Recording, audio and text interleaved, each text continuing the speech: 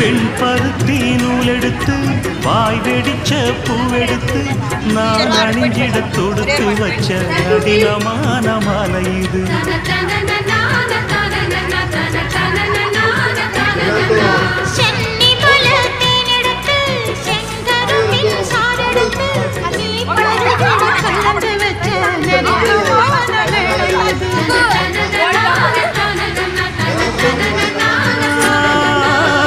ராசாத்தி உடம்பிருக்கும் ரவிக்க துணி நானாக அன்னாடம் சூடி கொண்ட ஆசை வச்சாகாதா.